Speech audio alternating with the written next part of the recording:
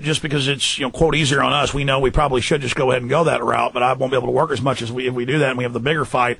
But it's now there's these soccer leagues and baseball and groups, and they're so diverse and so many choices. That community, that core community growing, getting back to true communities, that is scaring the controllers. Well, and actually statistics show that homeschoolers engage in more social activities of the various kinds you've mentioned and others than kids who are in either private or public school. They also academically outperform private school students now. Yeah, on average they spend about 2.5 hours, but it's real learning in the classical method where everybody learned in log cabins and became president and engineers before, and then the rest of the time they go out and have fun. Well, that's right. And, the Greeks didn't begin really formal schooling until about 7 years of age because early on kids really do need the raw experience with nature. They need to see frogs in a stream and not see a picture of a frog in a stream in a book. And they learn much more effectively that way early on, and it provides the raw material for subsequent analytics. That's right. Children need to be out very young, seeing people bale hay, planting gardens, fishing, exactly. Boxing, wrestling. That's what they need. Of course, a 4-year-old can't understand those things analytically, and that, of course, that's precisely why the government increasingly, why it adopted the kindergarten model from Germany, which ultimately came from Prussian militarism, and why they would like to go earlier and earlier and take the kids out of their families and put them in a concrete box all day.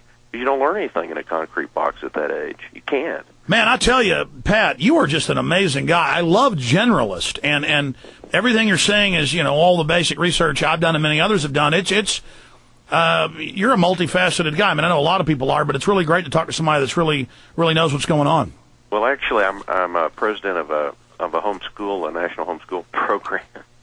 So it's an area I am interested in. It's called the Great Books Academy, and it's online. It's .org. And so, yeah, it's an area I'm very interested in because it's part of the solution to this. The economic problem is in fact rooted in people not being able to understand what's happening to them. Let's take a few final calls. Who is up next here? I've got so many on the list. Isaac in New York. Isaac in New York. You're on the air with our guest. Go ahead. Hey, Alex Jones. Hello? Yes, sir. I was calling because I heard you before regarding about the preachers getting the money to quell dissent. Mm-hmm. And I wanted to kind of bring light to a couple weeks ago I was at a church event, and basically the preacher started relating a story about illegal immigration and how people were upset about losing jobs and complaining. And basically he went into a story about how a man had a field and he hired workers, and some people started later in the day, and at the end of the day, they were upset because they got paid the same as the workers who started later. And I just thought it was weird.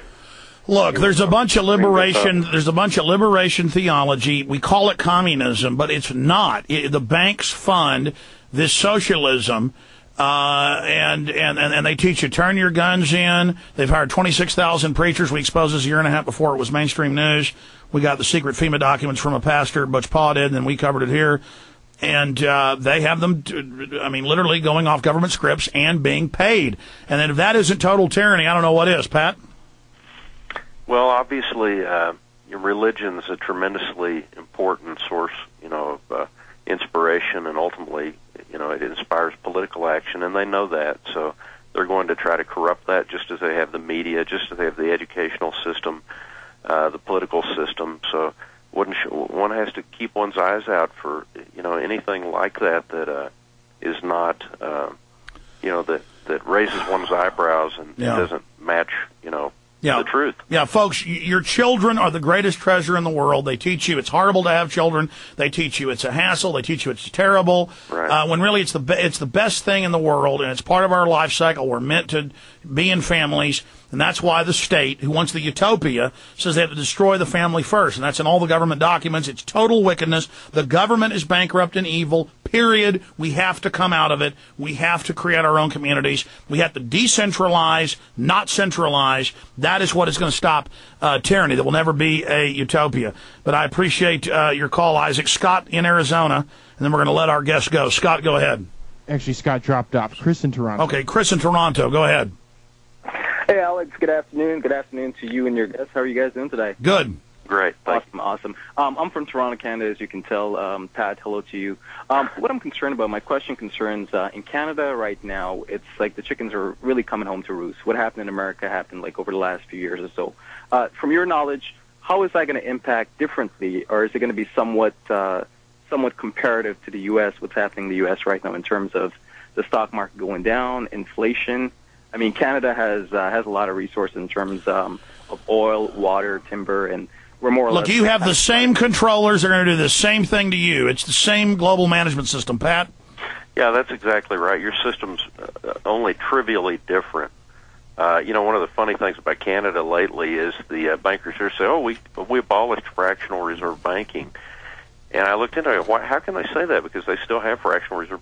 Well, because they reduced the reserve requirement to zero. So it's actually a worse form of banking because they don't require the banks to retain any reserves whatsoever. They just create it. By the way, the former head of the Treasury policy analyzed the banker takeover bill, known as the bailout, and he said it's clearly in there for no reserves now here too. So. Yeah, well, they already have. There's a number of categories of loans, like Euro currency loans, and the first, I think it's $93 million in loans and so forth, where there's no reserves required. That's why about 98% of our money supply is created by the banks, not 90%. Absolutely. Anything else, caller? No, I want to thank you personally. I understand just from listening to your radio show, I became new to the Truth Movement going back to February, and I hear you spilling your guts out in the air almost every single day. And I just want to let you know it's not without cause. You're waking people up. I mean, you have people in other nations that understand that America needs to be America. It cannot fall. The second America falls, I mean, everything else goes with it. So let me give you the news. We have fallen, and until we realize that, we've got to get it back. Fair enough. But I'm an optimist. So no, I hear you, and God bless you. God bless you. I appreciate your call. Let me explain something. Let's say in Canada, somebody on their own gold mine or land that gold was found on, or their own timber. That's what the environmental socialist movement's about, controlled by the banks, and they state this. Richard N. Haas, head of the CFR, states it in CFR and Club of Rome documents, particularly the 1991 documents. They selectively come and then sick the regulators on you and don't let you gold mine or don't let you cut timber or don't let you use your property. But then the big corporations, I mean, here's an example. You can pull up the numbers from more than a decade ago. Tyson Chicken in Arkansas alone could have thousands. The number was 1,300, I remember from memory in the AP, 1,300 violations at one plant, and they weren't shut down and were hardly fined. But then another independent, separate chicken plant had something like 6 in a year, and they were shut down. It's the same thing with beef packing, all of it. People think big corporations don't want regulations. The big boys do. Pat, in closing, can you explain that to them?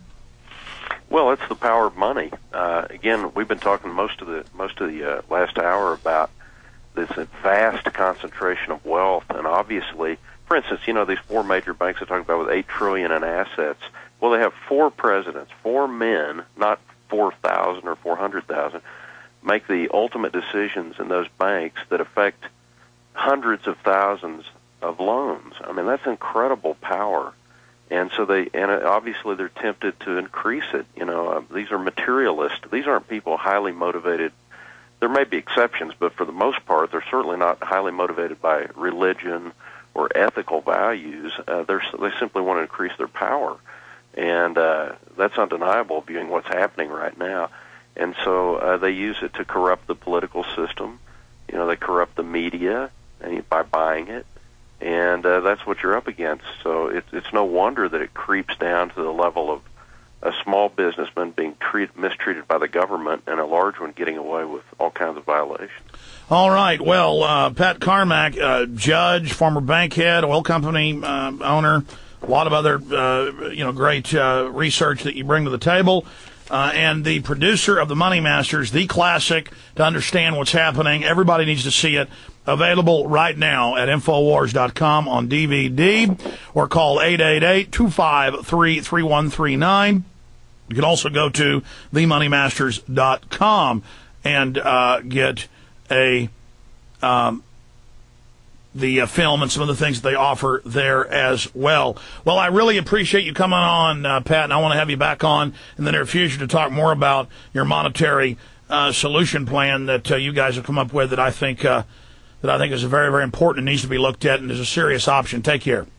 Thank you for having me on, and I look forward to it. Thank you, Alex. You bet. Take care.